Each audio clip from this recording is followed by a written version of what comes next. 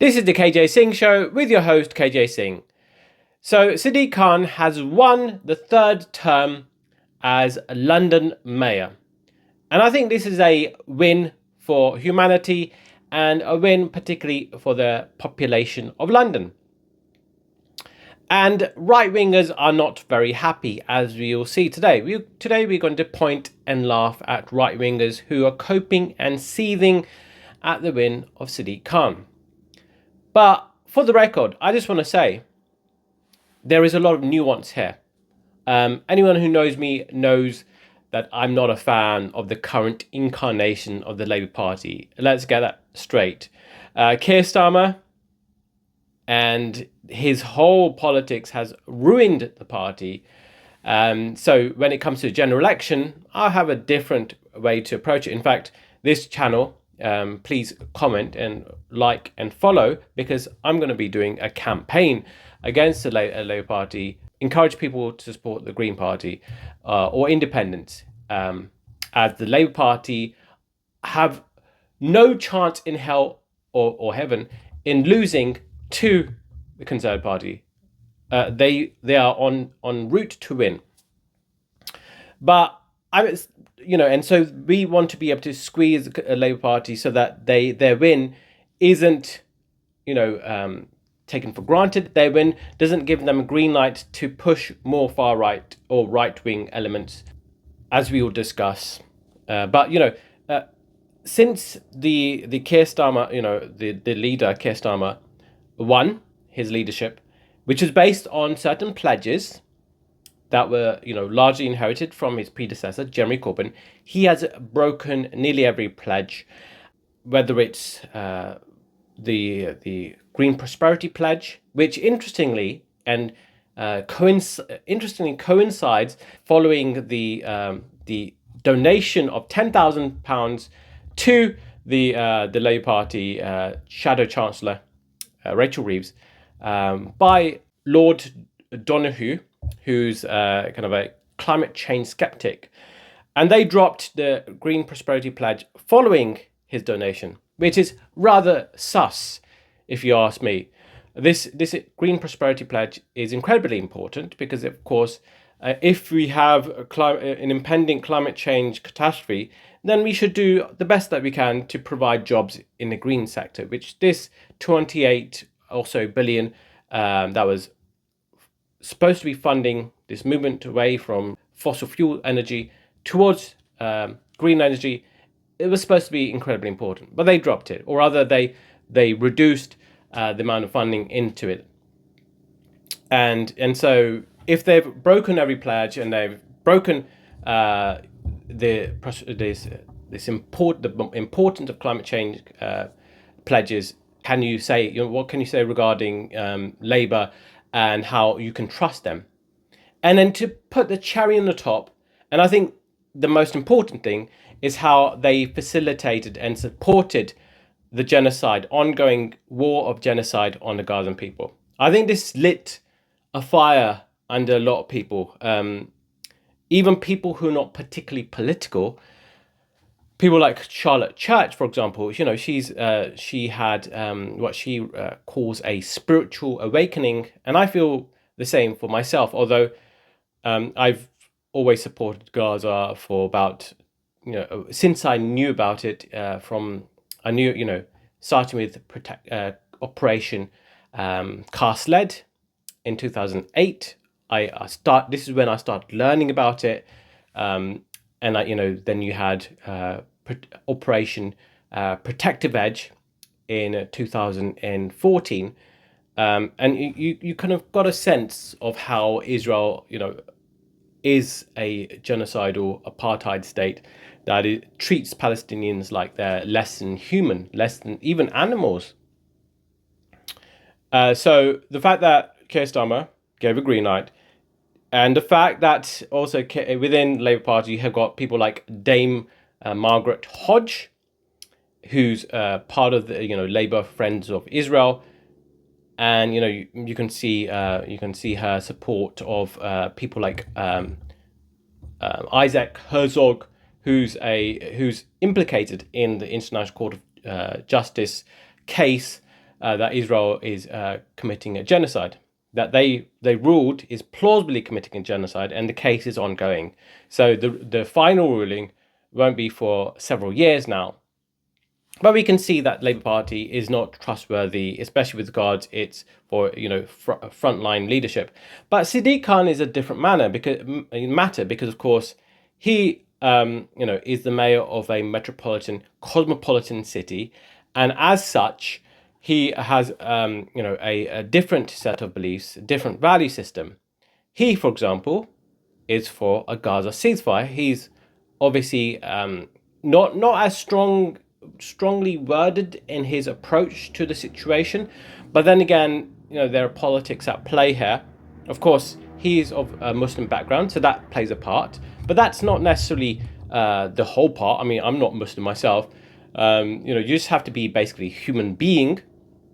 But it just so happens that he himself is a mayor of a liberal progressive city, and any city that has a large population will tend to be liberal democratic and progressive, basically social democrat, because of course the fact that when you have a cosmopolitan melting pot, then you have people more inclined to be progressive just by virtue of the fact, a bit like if somebody who has a fear of bananas, or a fear of, in this case, analogy for fear of other ethnic groups, fear of bananas, a psychologist would say you should expose yourself to bananas. And so people are less likely to be racist if they expose themselves to people of different backgrounds, which is more likely to happen in a city like London. It's common sense, but it needs to be said. Cities are more likely to be liberal and progressive and pro-equality. The fair-mongering of Sadiq Khan being a Muslim, it's racism at its very least, and it's disgusting far-right fascistic opportunism at its worst.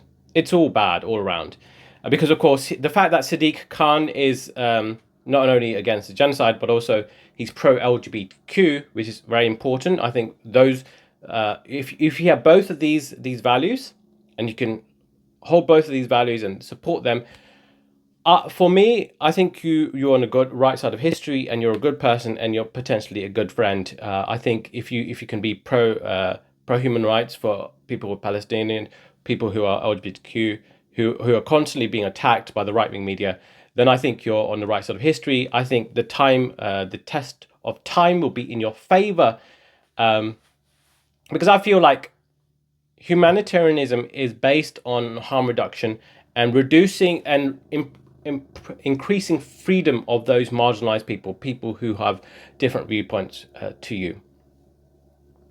But anyways, I digress. We've got many things to say about the Labour Party, but also within the Labour Party, there are good eggs.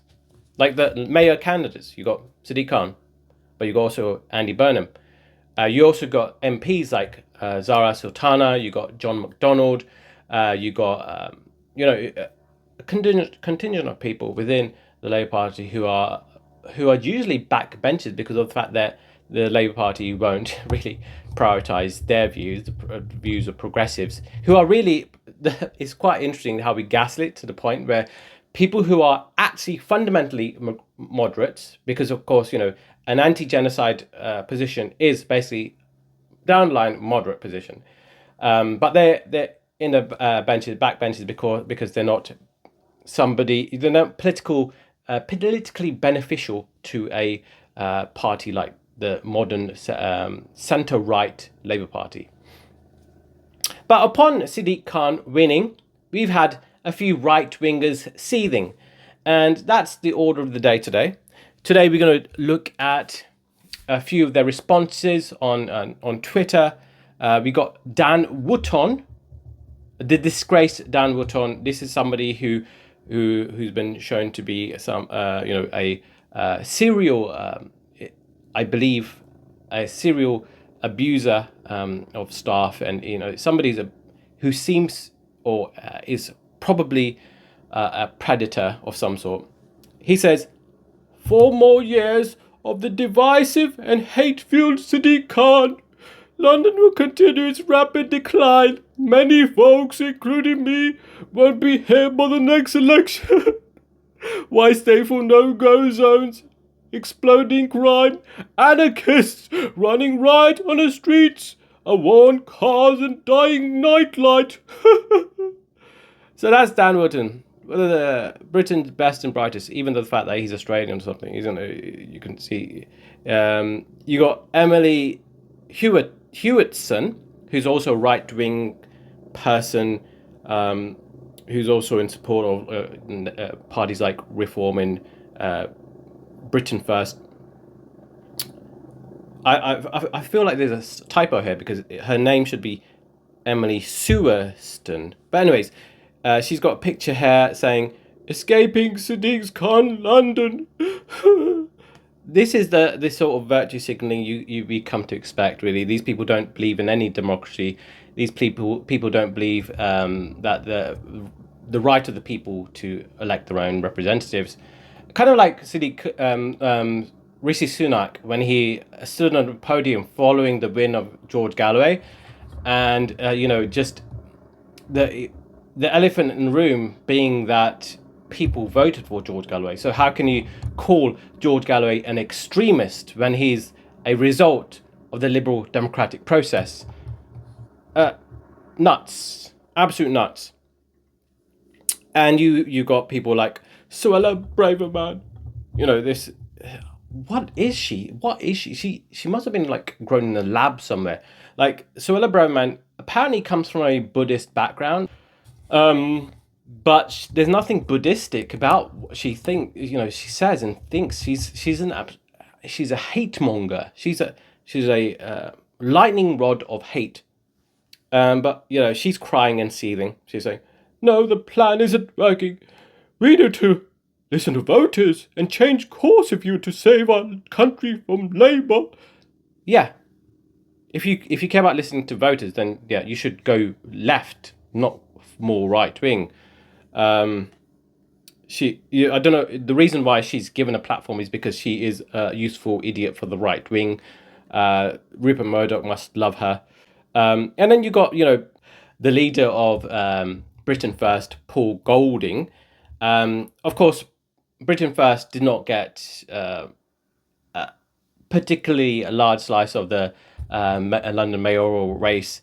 They did get more than Lawrence Fox, which is good. I mean, not so good. Lawrence Fox, as most of you may know, he's been entering into mayoral elections and losing the elections, and also losing his deposit, because of course you need more than 5% of the vote to get your deposit back, and he's been a massive failure on many fronts. Actually, he's lost court cases on charges of smearing and libeling other people, or him trying to take people to court and sue people like Mukhtar for calling him a racist, which actually is obvious truth that he is. And Paul Golding, the leader of Britain First, his massive success following the win of Sadiq Khan was booing Sadiq Khan. This is how mature these people are. These people think that this will win them vote, win the consensus of the country.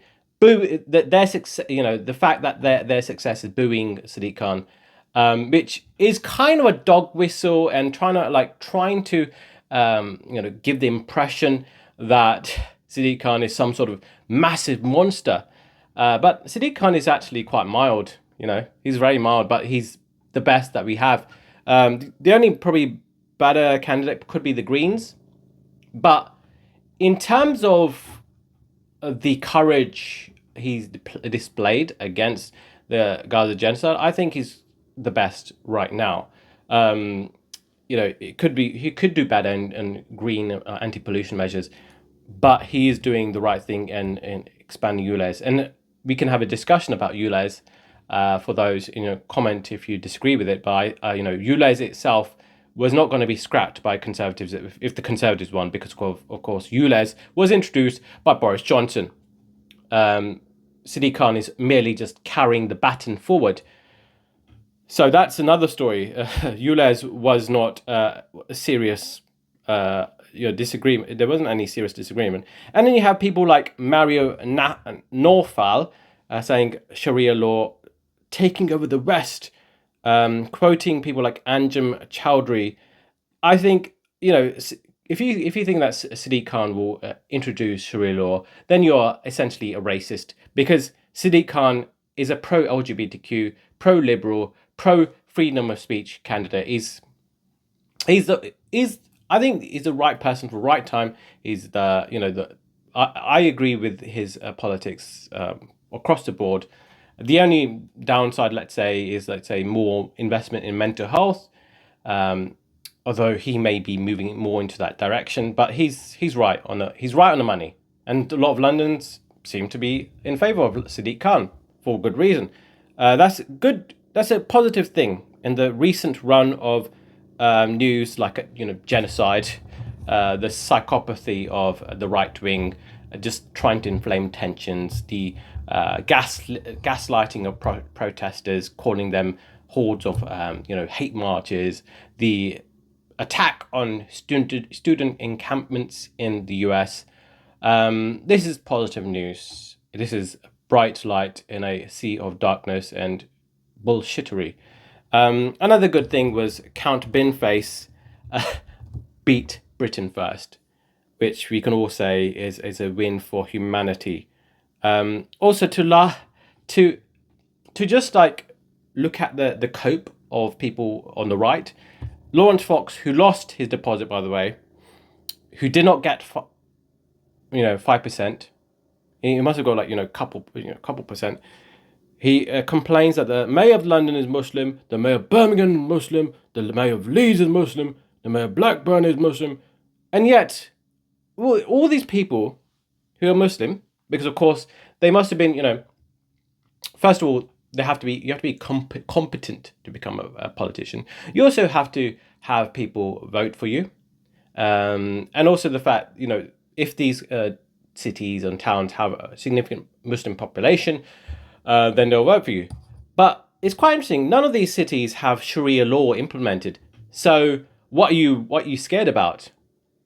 These people are psychotic, because if they think that more Muslims or more Muslims in power will be bad for the nation, well, it's news. It's news to us if that's going to bring in more extremism.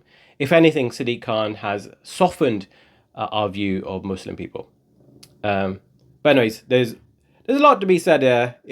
It's just the fact that humanity has redeemed itself in the form of London mayoral elections. But we need to push back against this. We need more people to speak the truth. We need a citizens journalism kind of movement, which I'll discuss in future, which I think is a potential kind of movement that we can invest in, so that we are not led down a dark route of misinformation, lies, propaganda, far right extremism. But anyways, I hope you enjoyed this video. Please like, comment, and subscribe. That'd be very much appreciated. Thank you.